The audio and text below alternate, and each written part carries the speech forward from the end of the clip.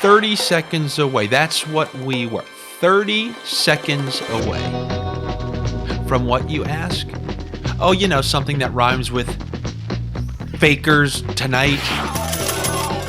But we'll talk about those 30 seconds in about 30 seconds. I want to start at the end of the night, and we'll work our way backwards. Yeah, like Inception style. We'll start with the Arizona Coyotes Seattle Kraken game. Now that one went exactly as we'd hoped. Kraken threw an absolute beating. McCann got the point.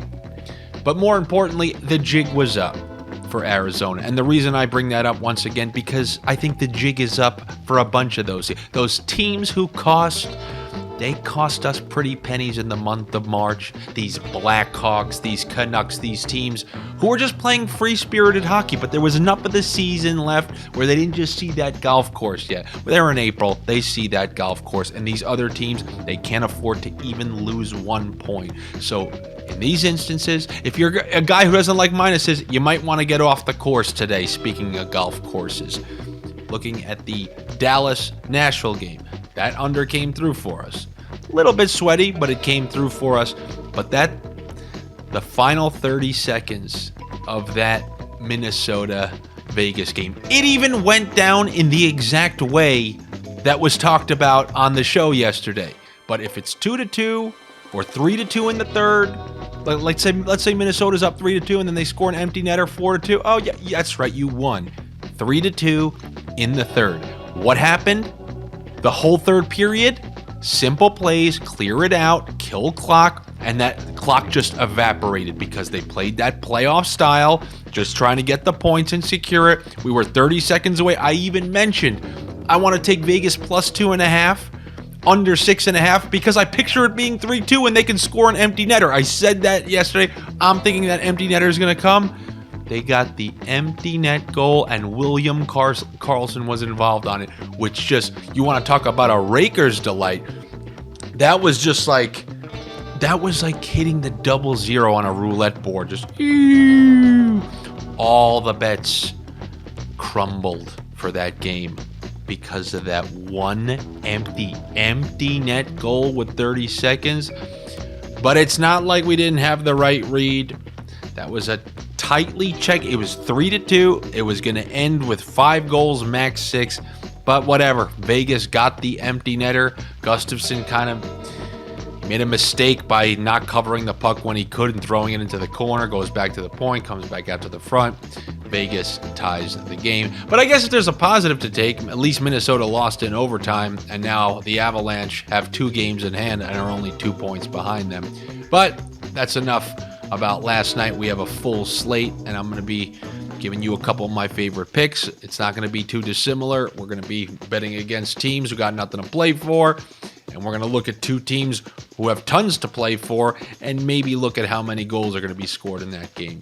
The same way you should be looking at the promotion on Bet365, where you bet $1 and you get $200 in free bet credits if you're a new user and over 21 on the platform.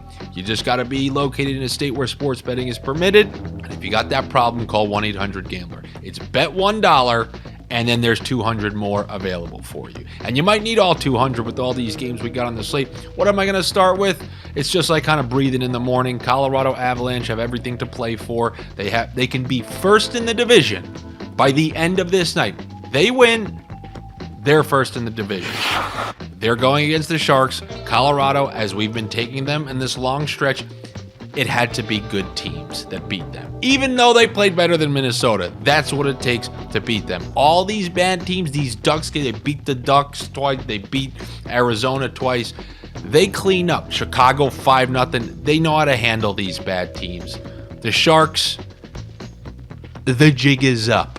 I put that jig is up hex on Arizona yesterday. The jig is up for the Sharks. That's it for you. You got 2 at home right now against the Avalanche, which means you have 2 home losses against the Avalanche. So I will take Colorado in that one.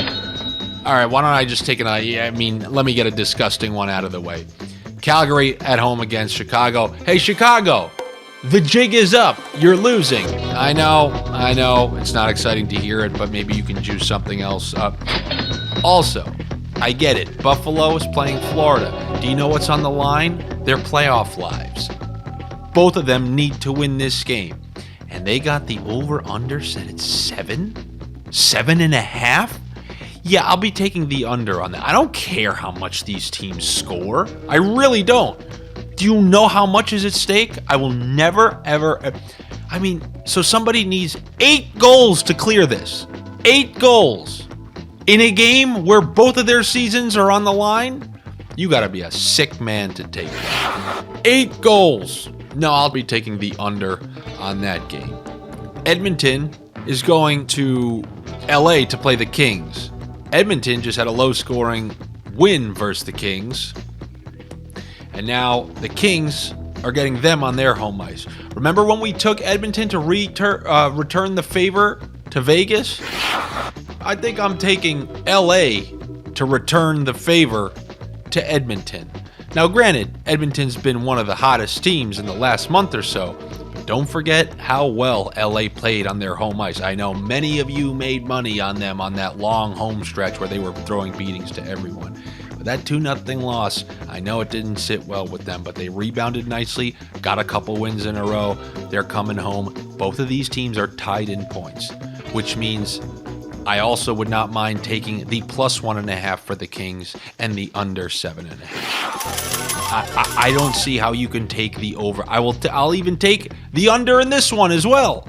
Oh yeah, no, but it's Edmonton. I don't give a rat's ass. It's playoffs. It's way too much on the line.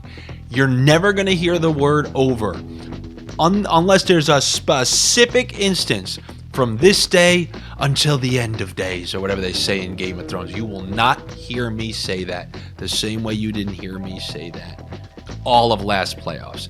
I said, if you want, I guess I'm not opposed to this one. You'll never hear me say over unless it's a specific team's goals. The overs are finished for me.